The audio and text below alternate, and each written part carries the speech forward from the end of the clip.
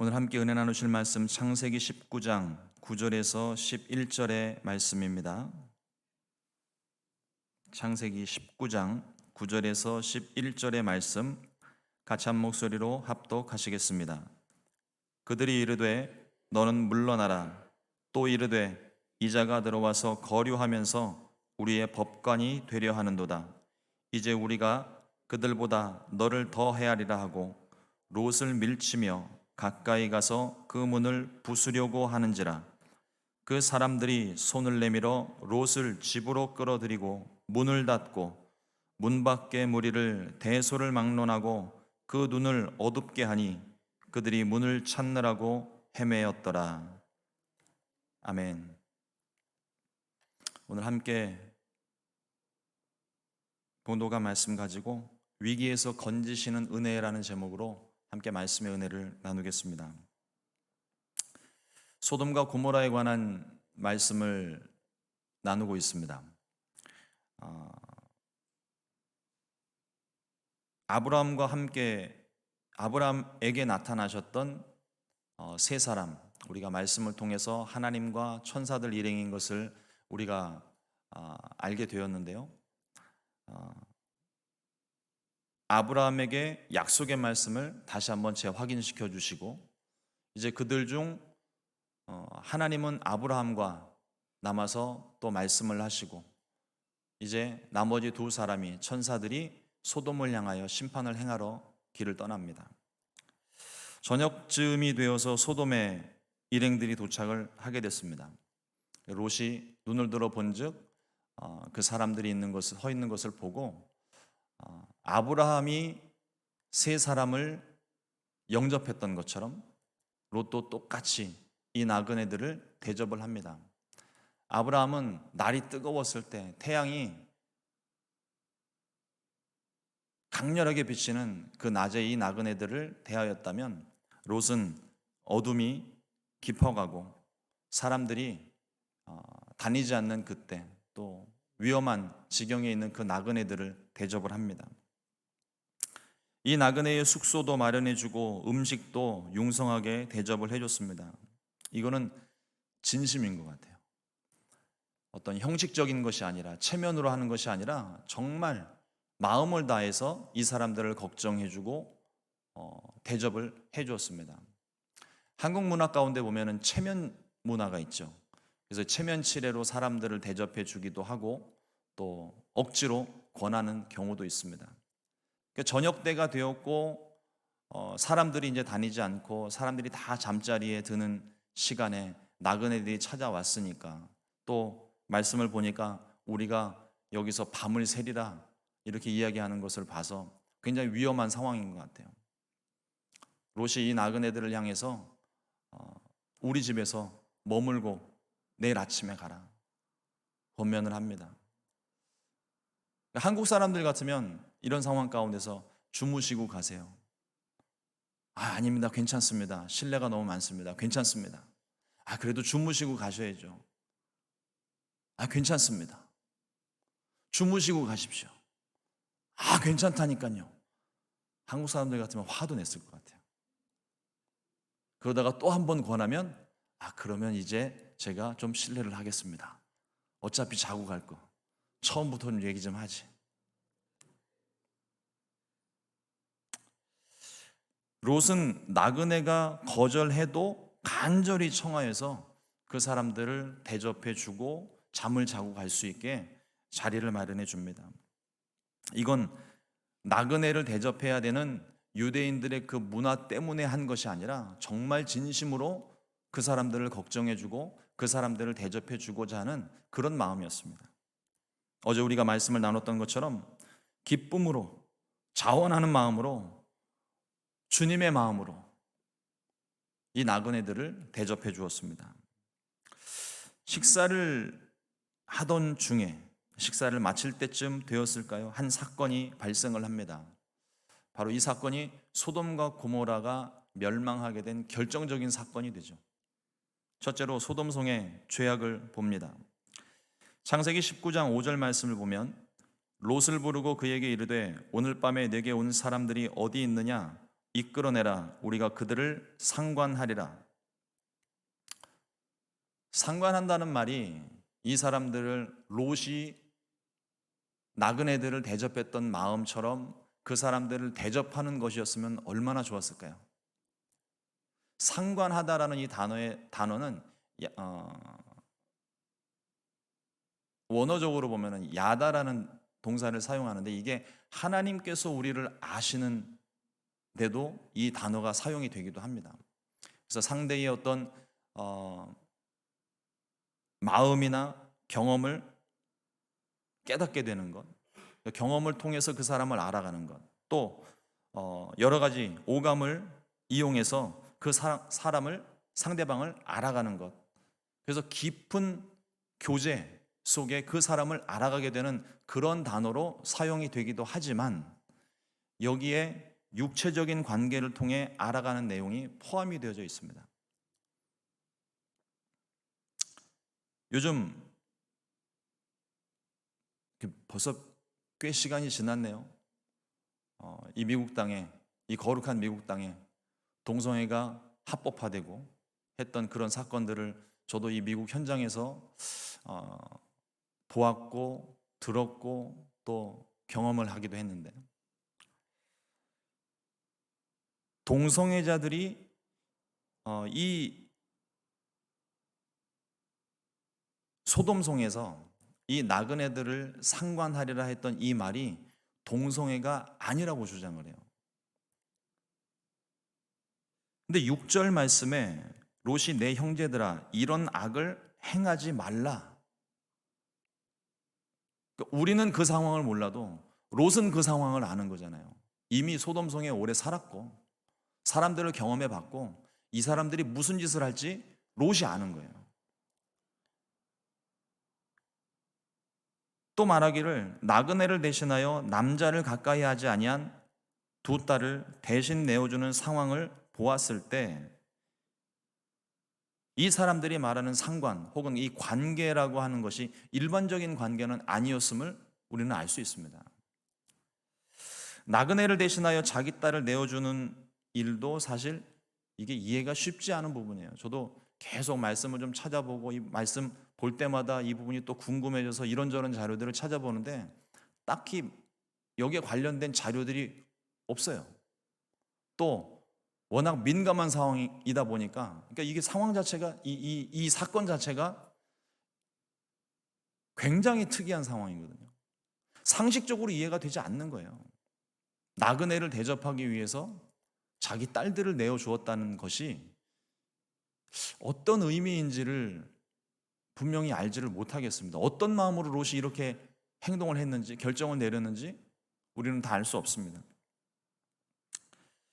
그러나 우리가 말씀을 쭉 살펴보면서 아브라함이 아내를 누이라 속이고 다른 사람에게 자기 아내를 내어준 것도 그렇고, 또 당시 여성을 하대하던 그런 관습이 그러한 건지, 죄로 가득했던 소돔성에서 똑같이 롯도 죄로 물들었던 것인지, 그래서 이 성이 마비가 되고 자신이 무슨 짓을 하고 있는지 깨닫지 못하는 것인지 우리는 다 알 수 없지만 분명한 사실은 옳지 않은 일이라는 겁니다. 나그네를 구하기 위해 자기 딸들을 내어준다? 나중에 또 말씀들을 살펴보면서 또 한번 말씀을 드리겠지만, 사라의 입장에서, 딸들의 입장에서, 또 롯의 아내의 입장에서 그 마음의 상처가 얼마나 컸을까요? 우리가 죄를 죄로 막으려 할 때, 또 죄와 적당한 선에서 타협을 하게 될 때 일어날 수 있는 일들입니다. 죄에 대해서는 단호해야 합니다. 데살로니가전서 5장 22절 말씀에 악은 어떤 모양이라도 버리라고 분명하게 말씀하고 있습니다. 악과 비스무리한 것조차도 허용이 되면 안 된다는 거예요. 하나님께서 우리를 선택하시고 우리를 거룩하게 세우셨습니다. 그 거룩이라고 하는 것은 세상과 구별되었다는 거예요. 죄로 가득한 이 세상에서 저와 여러분들을 구별하여 세우셨습니다. 우리는 세상의 기준을 가지고 사는 것이 아니라, 세상에 가지고 있는 어떤 윤리적인 최고의 선의 경제를 가지고 살아가는 것이 아니라 하나님 말씀대로 사는 것입니다. 그 하나님의 말씀은 세상과 섞일 수가 없어요. 분명한 기준을 우리가 가지고 있습니다. 그렇다면 하나님 말씀에 어긋나는 것이라면 어떠한 것이라도 우리는 단호하게 대적하고 떨쳐내야 할 줄로 믿습니다. 소돔에는 죄가 가득하여서 죄가 아닌 것처럼 되어버렸고, 또 무엇이 옳고 그른지 판단할 수 없는 지경에 이르렀습니다. 한두 사람이 와서 이 나그네들을 상관하기 위해서 찾아온 게 아니에요. 그 근처에 있는 남녀노소를 물어나고 사람들이 찾아왔다고요. 그들이 하는 일이 무엇인지 그들은 깨닫지를 못하고 있었습니다. 부끄러움도 없고, 그 속에 억압받고 상처받고 울고 있는 백성들의 탄식을 하나님이 들으셨기 때문에 하나님이 이 소돔에 대하여 심판을 내리신 것입니다.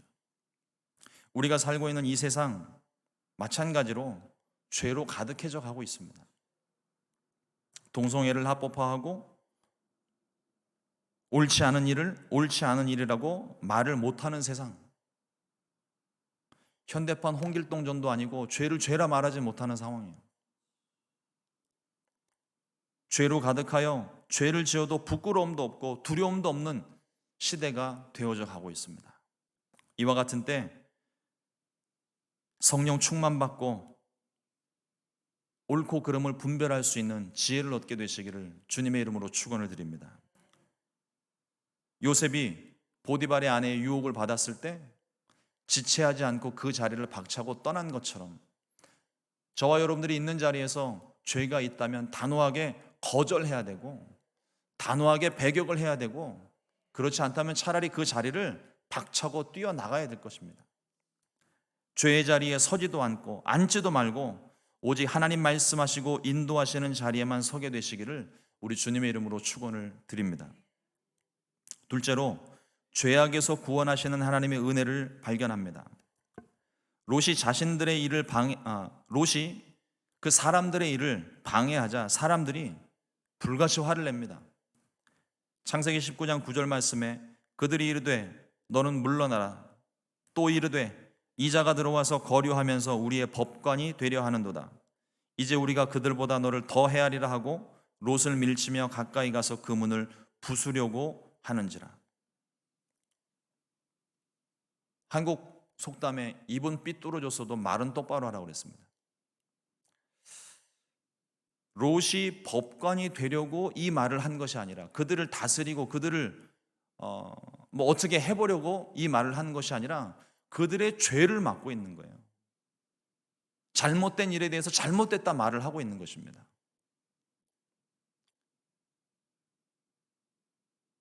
그런데 그 말을 들은 사람들이 자신의 잘못을 깨닫기는커녕 오히려 불같이 화를 내고 문을 부수려고 합니다. 요즘 세상이 이와 같죠. 자신이 같이 일을 하다가도 자신이 손해를 조금만 보는 것 같으면 사람들이 화를 냅니다. 자신이 원하는 대로 되지 않으면 불같이 화를 내고, 분명 자기네들이 잘못하고 있는 것이고 옳지 않은 일임에도 불구하고 이성을 가지고 있다면 분명히 깨달을 수 있을 것 같은데도 오히려 자신이 하는 일을 방해하고 막아서면 피해자 코스프레를 해요. 내가 피해자다.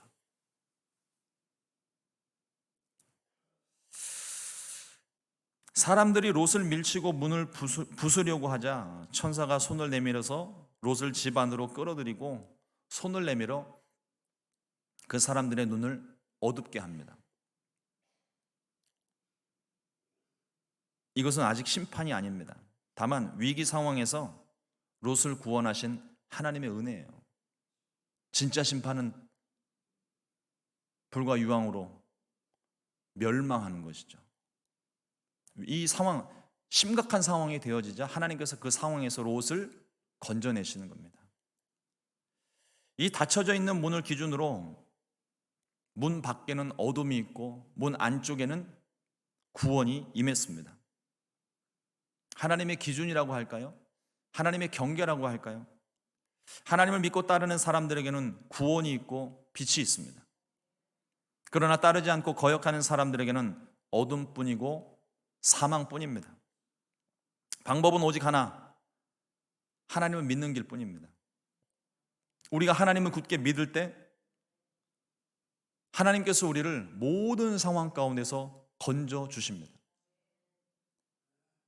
더 나아가서는 이 세상을 장차 하나님께서 심판하실 것인데 그 심판의 상황 가운데에도 하나님은 하나님을 믿는 사람, 하나님이 선택하시고 구별하여 세운 하나님의 자녀들을 반드시 구원하실 것입니다. 그러므로 우리가 어떤 상황에 처해 있든지 우리가 늘 우리의 마음을 하나님께로 향하고 죄악된 세상 가운데 그들과 동화되지 않고 구별된 자로서 거룩한 기준을 가지고 살아야만 할 줄로 믿습니다. 예수님을 믿을 때 우리에게 구원이 있습니다. 죄로 인해 어두워진 눈은 길을 발견하지 못하고 세상에서 끊임없이 방황합니다. 마치 롯을 해하려고 사람들이 달려들었을 때 천사가 그 눈을 어둡게 하고 그들이 방황했던 것처럼, 또 후에 엘리사가 아람의 군대를 눈을 어둡게 해서 방황했던 것처럼 세상은 그들의 눈이 어두워져서 죄로 인해서 그들의 눈이 가리워져서 길을 발견하지 못하고 그저 세상 가운데 어둠 속에서 그냥 헤매고만 있습니다. 그러나 예수님을 우리가 믿게 될 때 예수님의 거룩한 빛으로, 찬란한 빛으로 우리의 눈이 밝아지게 되고 우리는 그 빛으로 인하여 길을 발견하고 생명을 발견하는 것입니다. 오늘 하루를 시작하면서 다시 한번 우리 마음 가운데 다짐해야 될 것은 어두운 세상에서 주님, 우리가 복음을 따르게 하여 주옵소서. 우리의 눈을 열어서 죄악된 것을 멀리하고 거룩한 길만 따르게 하여 주옵소서. 또 죄악에서, 어둠에서 우리를 건져 주옵소서. 어둠 속에서 방황하는 이들을 빛 가운데로 인도하게 하여 주옵소서. 우리에게 맡겨진 사명을 잘 감당하는 복된 한 날이 되시기를 우리 주님의 이름으로 축원을 드립니다. 기도하겠습니다. 하나님 아버지, 죄로 가득한 소돔 땅에 하나님께서 롯을 구원해 주신 이 사건을 우리가 봅니다. 더불어 이 세상이 소돔과도 같은 죄로 가득한 세상이 되었음을 봅니다. 긍휼히 여겨주시고 주님이 찾으시는 그 한 사람 한 사람 하나님께로 돌아와 빛 가운데 살 수 있도록 은혜를 베풀어 주시옵소서. 우리도 또한 이 어두운 세상 가운데에서 길을 잃어버리지 않도록 항상 성령으로 충만하게 해주시고 우리가 주님을 바라보고 나아갈 때 길이 열려지게 하시고 빛을 보게 하시고 생명을 얻을 수 있게 하여 주시옵소서. 이 교회 문을 열고 나가면 바로 믿지 않는 영혼들을 만나게 됩니다. 하나님, 우리에게 허락하신 그 거룩한 빛이 그들을 빛 가운데로, 주님 진리 가운데로, 생명 가운데로 인도하는 삶이 될 수 있도록 성령으로 충만케 하여 주시옵소서. 악은 어떠한 모양이라도 버릴 수 있도록 분명하고 확실한 변함없는 하나님의 말씀의 기준을 갖게 하시고 오늘 하루도 우리에게 맡겨진 사명 감당하며 세상의 빛과 소금이 될 수 있도록 주님 도와주시옵소서. 우리 순복음 시카고 교회가 이 거룩한 사명을 받았습니다. 하나님, 주님의 뜻을 이루는 교회 될 수 있도록 성령님 역사하여 주시옵소서. 오늘 하루도 주님께서 우리와 함께 하심을 굳게 믿사옵고 예수님의 이름으로 기도드렸습니다. 아멘.